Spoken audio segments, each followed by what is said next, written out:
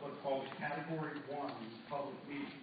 And it's actually a meeting between the NRC and Honeywell for us to present the results of the last 2 years of inspections. And then the Honeywell organization will get an opportunity to give us some remarks.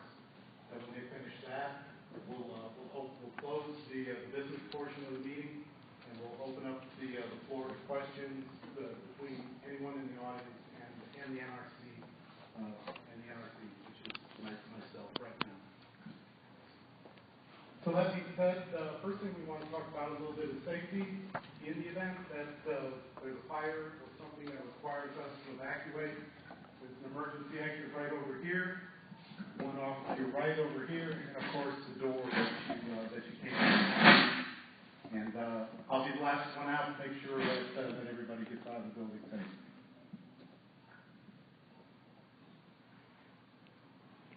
So first thing we'll do is introductions. My name is Jim Hickey, and I'm the chief of the inspection branch from Atlanta. And we have the inspection responsibility. My branch has the inspection responsibility for Honeywell.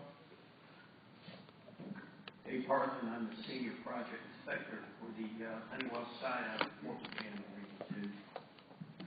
I'm Phil Levy, I'm the project manager on licensing headquarters within IT. I'm Teresa Riley, and I'm project manager for headquarters, and I'm basically the backup project manager for Honeywell.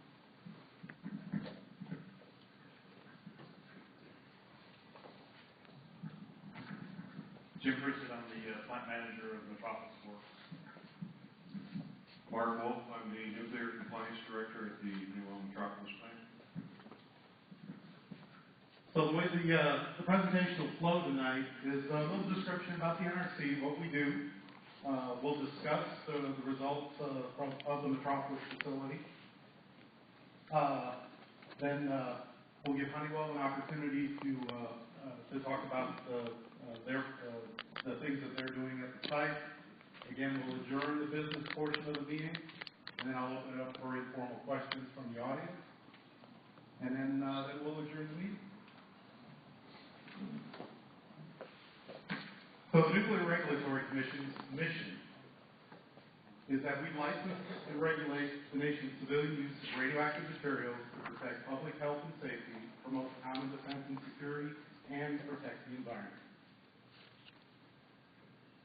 Licensing performance review, I touched on it a little bit, but there's 3 elements to it. My branch develops an assessment of how Honeywell performs. We present that to our management. Then additionally, we inform Honeywell and the public the results of the licensing performance review, and one aspect of that is this meeting tonight. We've also issued a letter a couple of months ago which described the results of the performance review. And in that letter, if we need to adjust inspection activities based on things that are going on at the site, we can increase inspection or decrease inspection hours depending upon what the circumstances are. And that letter would provide the basis for those adjustments. So how's it done? We review inspection report results, events, and related issues for performance trends during the assessment period. This is a 2-year period. We identify any areas that may need improvement, and we identify areas where adjustments in the inspection efforts are needed. What do we inspect? There are several basic functional areas that we inspect: safety operations, radiological control, facility support, other areas, and safeguards. And safeguards means physical security of the facility. Licensing performance review results. Honeywell continues to conduct license activities safely and securely, protecting public health and the environment. One area needing improvement remains open in the other areas category. And that area needing improvement is associated with facility retrofits and other actions to comply with the confirmatory order.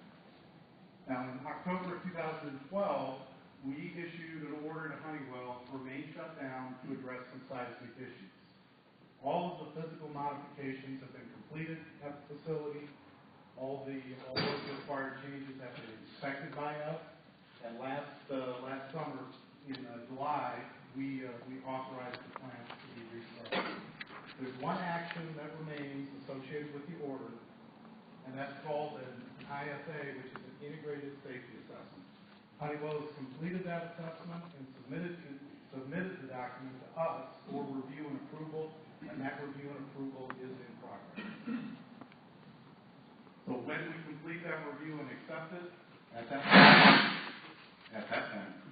they will have met all the requirements of the order, and we would take an action to close the order.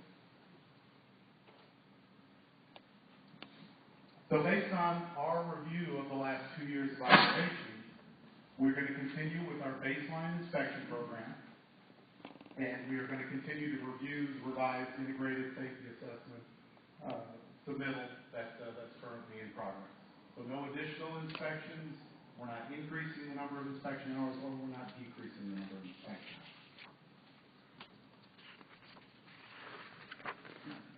May sound a little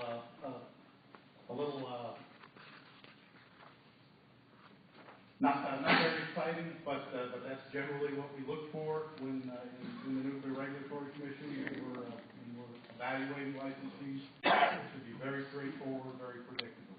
So at this time, I'll give Honeywell an opportunity to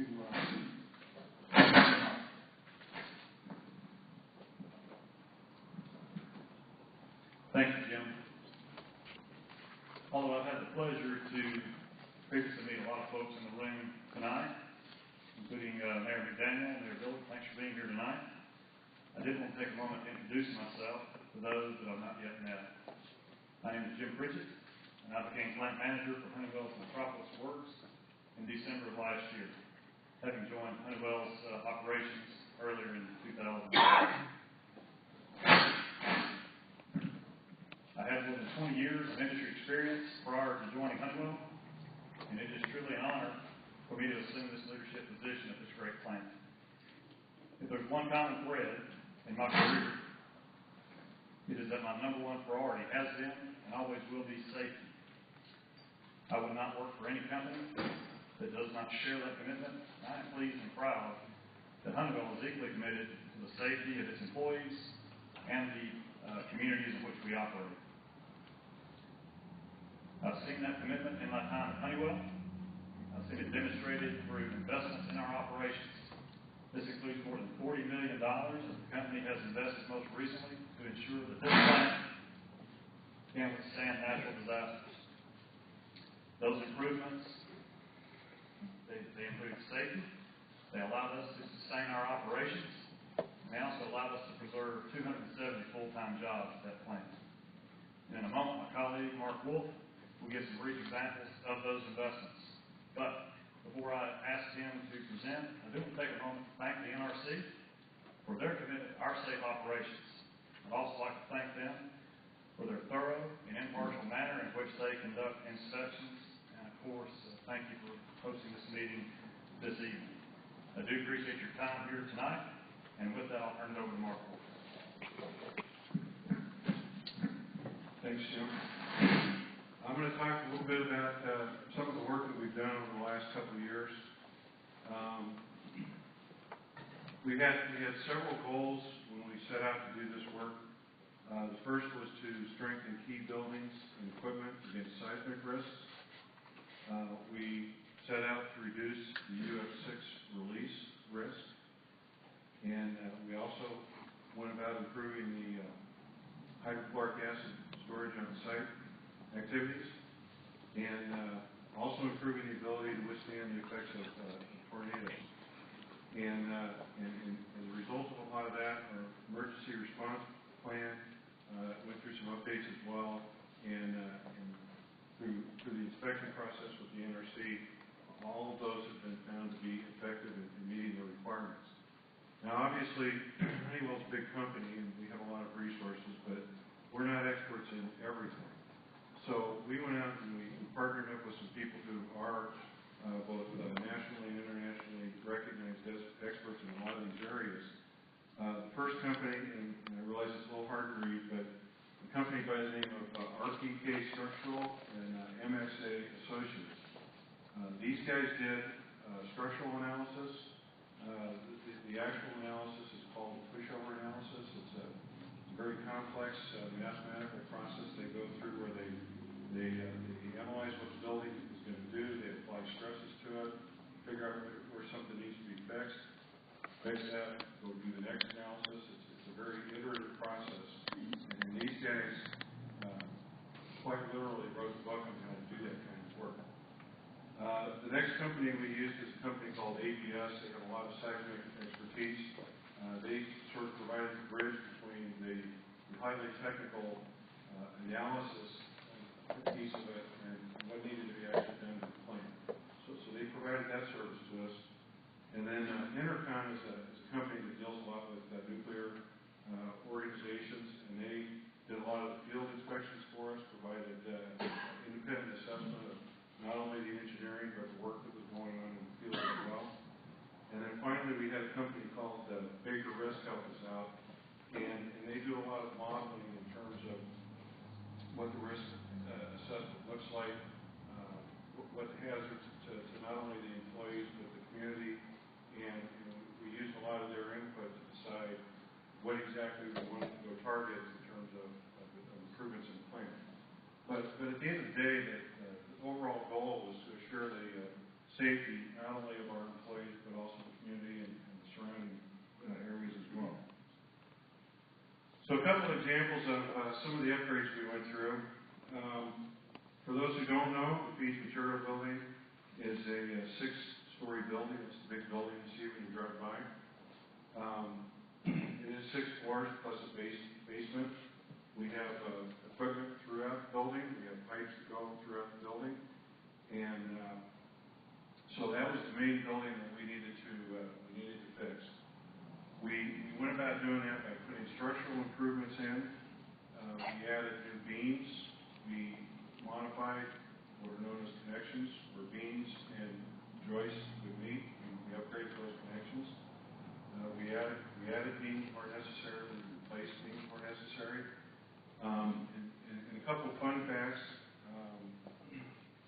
In that building, we upgraded more than 400 connections. We replaced or upgraded 1,400 bolts, and we used around 3,500 linear feet of welding. That's about 10 football fields of welding that we did inside that building. We also added seismic valves that they talked about reducing the UF6 risk. We added isolation valves to the UF6 process, and what those seismic valves do is they're connected to a series of sensors that we have on site. And in the event of any ground motion of a particular magnitude, those valves would all close. And we now have a system that isolates the material. The equipment is tied to the building, and the building doesn't move. That's the defense in depth that we have of isolation and strengthening that we went through. I talked about restraints and bumpers. A lot of our key critical equipment, we installed devices so that those pieces of equipment don't move around. And again, the strategy was isolation, keep things in place, keep the building in place so it doesn't move.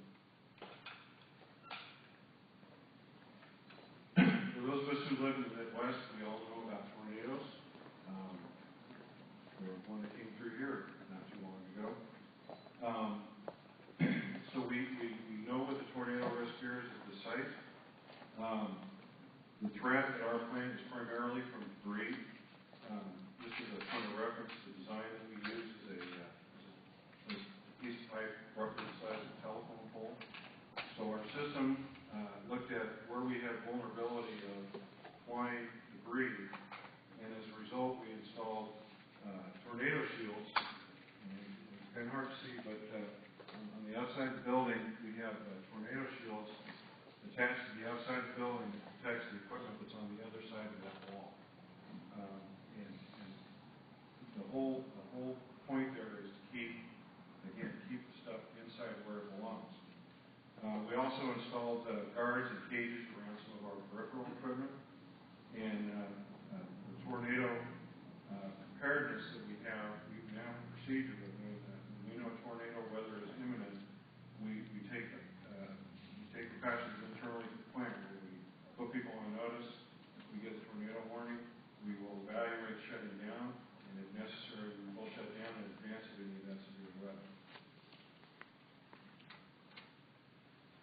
Talk a little bit about hydrochloric acid, HF handling. We have modified our system. We're now sourcing our HF and manufacturing process directly from rail cars, from tankers. We've eliminated the use of storage tanks for hydrochloric acid. Rail car is a safer alternative. The rail cars are thicker material. They have a higher pressure rating. They are DOT approved. They're meant to withstand start and stop stresses. There have been some examples where the rail cars have been involved in issues and no releases come out of those. And again, tying to our seismic shutdown system, those rail cars have seismic valves on them, so that again, in the event of a seismic movement, those valves shut down and the rail cars are isolated. So again, it's a defensive strategy where you have a strong vessel, it's not very vulnerable to rollover, and if there's a seismic event, we shut it down and isolate it, keep things captured. And it really does result in a better, safer handling of HF. So in conclusion, as Jim mentioned, Honeywell has invested more than $40 million in the upgrades, ensuring the safety of the plant and the surrounding community. We have both met and exceeded the NRC requirements. We actually added things that we considered necessary for safety, and the investment has resulted in us maintaining the 270 full-time jobs that we have at the plant. And I personally am glad that Honeywell went through this exercise. It's been a good adventure, and we hope for more going forward.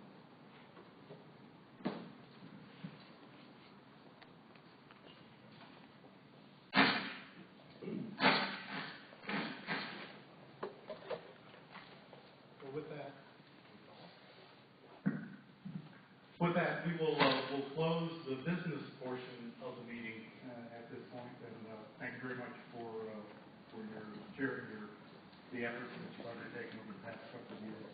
Appreciate the summary. So at this point, I'd like to open the floor up for any questions that anyone has for the NRC.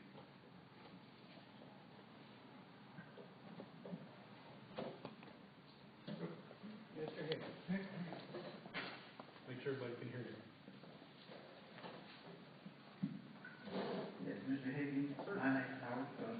I spoke to you in the past about the Red Hawk Road plant, and you sent me a letter back stating that the drums had been processed and that according to the analysis that there wasn't any plutonium. Correct. I recall the letter. Well, this week I got word that they was actually processing those drums as we speak. So, I'm texting like when they tell me something, it's true. And I don't know why anybody would lie about it, but someone has lied to you or to me about those drums. Okay. When somebody lies, that tells me that they have something to hide. Now, these drums, when I was working out there, they was put to the side because we were told because they were too high to dump. And we came back and said they were put there because they were hard and wet, which I'm sure they are now, being in the accumulation. But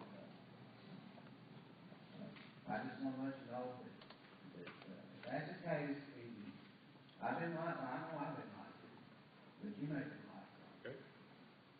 Now, one other issue, we were talking about the rail car, and he said they had seismic valves on the rail cars, and shut those off. And I was going to ask, is those valves, do they close the valve on the rail car, or is it air operated valves that's connected to the rail car?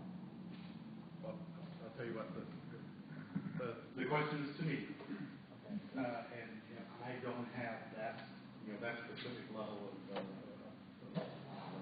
knowledge of every valve in the plant. So what I will commit to you is giving you contact information. I'll get the questions answered to you. And we'll take a little more information from you with regard to the phenol material. I think it has been investigated, and we've looked at it, and that material was processed years ago. And but you're asserting that there is still some of that material out there at the facility right now. We'll take that concern seriously, and we'll investigate. We'll get back to you. But we'll need you to stay a little bit later after the meeting's over, so we can get your contact information. If that's okay.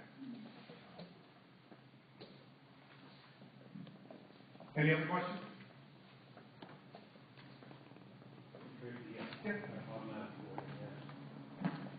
Mayor Vanderbilt, and I appreciate the letter that you sent out to Mr. Cook from Commonwealth Environmental Services, and I believe you were here over a year ago where we explained the sick worker program and Honeywell. I worked with some of the Honeywell people on the merits of that program for various employees. What's key here tonight for our community here at Metropolis is that the sick worker program requires only allows people that process material for DOE to be covered under Part E. And I want to thank you all at NRC for giving us the opportunity to address this over a year ago. And now with the NRC letter and the drum listing that we had from other employees that brought forward, we shared that with Senator Durbin's office and a young man from the other congressman's office here, Congressman Shimkus. And I'm just directing the question, but I know we've got people here at Honeywell who can refute anything that we're talking about. But I would prefer that we all realize that the Honeywell workers deserve the Part E, and we published that about 5 years ago. We've had Billy here for various public meetings. And this is really about, did you all ever perform work on behalf of DOE under contract? Now, the best way to approach that, and I appreciate NRC's involvement, is look at the contracts that you used. We've got the drones you didn't. Is there anybody in this room who thinks that you all did work for free? And I don't think anybody would want to deny that, but we've got your admission that you did take the phenol drones, and you just finished that drum processing on January 31st, 2014, according to Mr. Hickey here. So we just want to then let you all know that we're going to get all of your employees Part E coverage. Senator Durbin, with the help of Congressman Shimkus, and that's what we're here for. And anything else right now is just about you are performing work for DOE. You're not just an AWE facility. You're a DOE facility as of about 2 weeks ago. Okay? That's good. Thank you. All right. Thank you for the comment.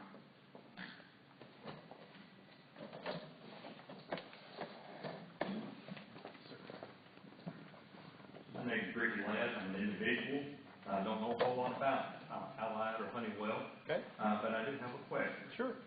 At any time since the operation of the plant, have Honeywell, Allied Chemical, whatever name it was on, have they ever processed any cylinders that had anything in them besides natural uranium?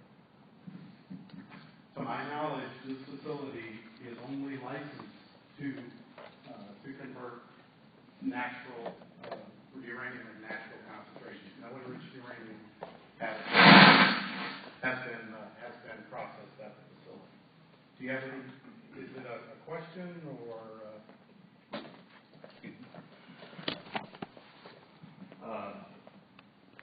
Approximately 2 to 3 years ago, there was a contract entered into between BWCS and Honeywell regarding shipping some empty cylinders to BWCS. There was a guarantee in that contract that the cylinders had never contained anything but natural uranium. The question becomes is, how could that be guaranteed? What kind of testing would be done to make that guarantee to BWCS?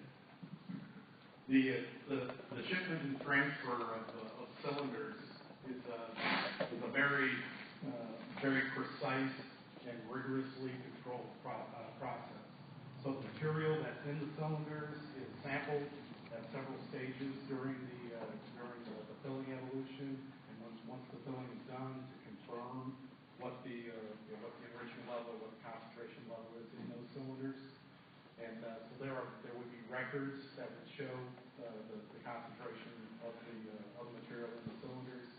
And in accordance with their license, they're only allowed to use naturally occurring concentration.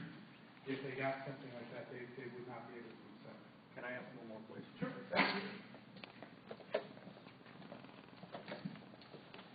And I don't know who needs to answer, but I call where the NRC is over the radiological control. Yes. Natural uranium, and I don't know this answer, so I'm asking you. Okay.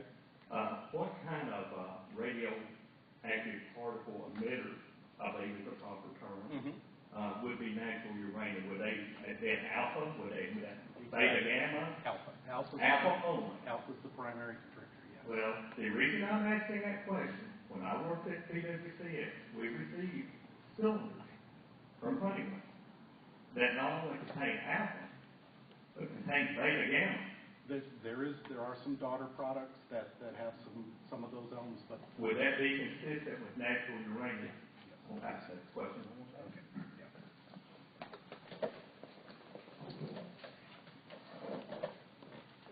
Any other questions?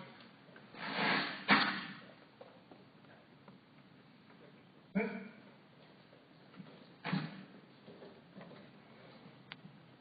During the November 4, 2013 inspection, Honeywell refused the steelworkers to elect a walk-around representative. And I have NRC documents right here, 19.14, subsection C and D, presence of representatives of licensees and regulated entities and workers during inspection. I'll read the subsection C and D for you. If at the time of inspection an individual has been authorized by the workers to represent them during commission inspection, the licensee or regulated entity shall notify the inspectors of such authorization and shall give the workers' representative an opportunity to accompany the inspectors during the inspection of physical working conditions. And D, each worker's representative shall be routinely engaged in NRC licensed and regulated activities under control of the licensee or regulated entity and shall have received instructions as specified in 19.12. This is the same trend we've seen in 2011 when 17 violations were found. And I'd just like to know why Honeywell refused the union's elected representative to walk around during the inspection. Yeah, you correctly stated the regulations there. The key element there, which is in the second subpart, is that the individual has to be routinely engaged in licensed activity. And the particular individual that was originally selected was no longer an employee of Honeywell, therefore was not routinely engaged in licensed activities. There's a couple of subsections later that talks about if Honeywell agrees and the union's representative, the employee's representative agrees, that individual could be allowed to accompany. In this case, Honeywell did not agree to allow that particular individual access. Now, I will say that another individual was selected and accompanied the inspector during those inspections. So an individual identified by the employee representative was present for those inspections.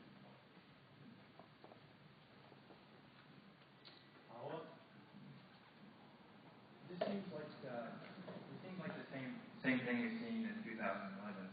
Quite a bit. I can only speak to what occurred in the fall, but we complied with the regulations.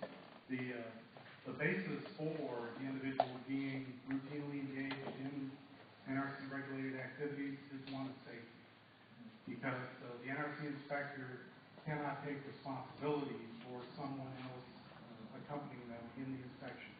You know, it is an industrial environment, so there are hazards that individuals that work there are trained on annually. They get refresher trained, and you have to understand what those hazards are to be able to walk unescorted in the facility. Any other questions?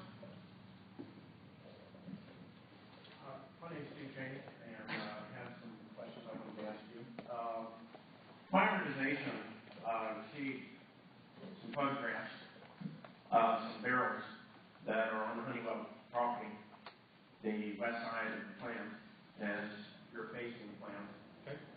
There are numerous barrels that are stacked there, various types of barrels that are stacked there. In your investigations and inspections of the plant, can you tell us a little bit about what is in those barrels that are stacked? Absolutely.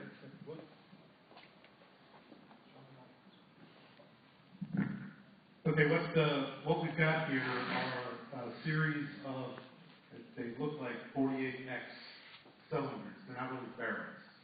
These are pressure cylinders that contain US6. It's what you load the material into.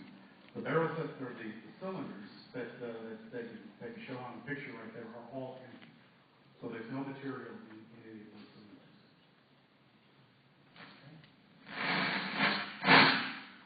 And would that also be the case for these metal cylinders that are stacked up, that are standing up?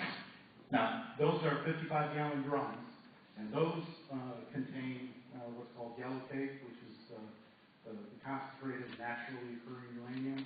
That's the first step in the process. So each one of those 55-gallon drums contains that material. So that's the first step in the process for conversion. Okay, so what is the radiation level of those particular barrels? It would be minimal. As we were talking a little bit with the previous question, that uranium is primarily an alpha decay hazard. An alpha particle only travels a couple of inches in air. They're inside metal cylinders, so there's virtually nothing measurable at where the barrels are.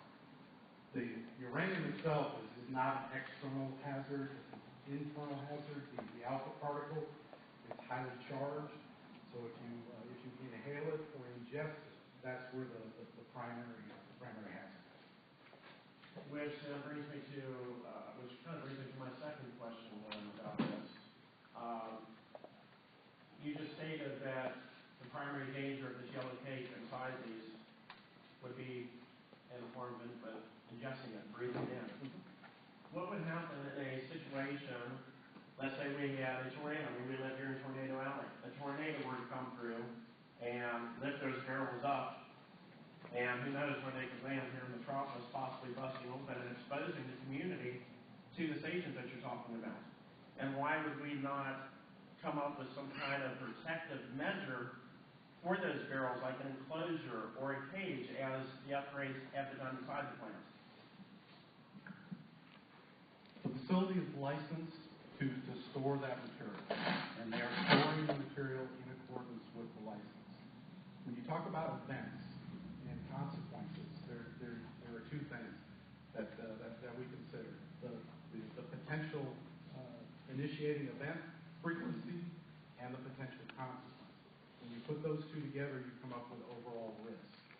So, given the unlikely nature or the unlikely probability of occurrence of a tornado going exactly through that area, and the potential consequence of the material being spread around, it would be something that would need to be cleaned up. But overall, they're in compliance with their license as it's written right now. The storage mechanism out in the open like that in 55-gallon drums that are in good physical condition is allowed by their license. So their license doesn't require them to be inside some kind of enclosure? That is correct. It does not require any additional protective enclosure for those drums. And this is a good point to talk about what we can do. What can the NRC do? In order for us to be predictable in the way that we regulate, we have to follow the same rules or enforce the rules that we impose upon the licensee. If there's so we look at the license that we issued some time ago, and we compare what it is that they're doing with the requirements of the license. Now, if there is a we identify something or someone out there identifies something that thinks needs to be changed, then there's a mechanism to propose additional rulemaking. And it's so that's an opportunity for anyone in the public who thinks something needs to be changed. We can you can propose to the NRC that another rule be made to address a particular area of concern, and then we'll evaluate it and see if a new rule is normal. And can you share with how they implement something like that? I'll if I can get your contact information, then I'll send you an email with the guidance document for proposing. Absolutely. Yeah, one more. I'm reading from your letter. It's the allegation report. What is that? Is that two L's or? That's Region 2. Region 2, R22, 2013A0158. And I'm just reading what Honeywell's response was to you all. And again, I just have to commend you all for following up and finding out that phenol drums were being processed at the plant. And let me read that. Honeywell provided a copy of the letter from Allied Signal, the owner of the facility at the time, to NRC dated July 1798. The document is the result of laboratory analysis, which we requested by Freedom of Information Act. Processes in green salt. It looks like it's documented the result of samples of green salt received from Bernal DOE. Those are called firm code drums. So when you see those stamped on the drums, that's where they're from. Jane Powell is the site manager, DOE firm at Bernal, good friend of mine. And going down to the next paragraph, NRC responded to Allied Signal, and it looks like Honeywell indicated as of January 31st, 2014, there was no longer any green salt from Bernal located in the facility, and that it had been consumed without any unexpected operational illnesses. Was that, you meant that to be at January 31st, they consumed that? No. Okay, but you do have analytical data that show. What that sentence is telling us is that Honeywell went out, looked for these drums, and as of that date, they could not find them. It's not a. Have you met with the workers to come to that conclusion? Or you won't? I guess this meeting, they can't make the statement. There is no Allied chemical processing of firm coat drums going on right now? That is my understanding.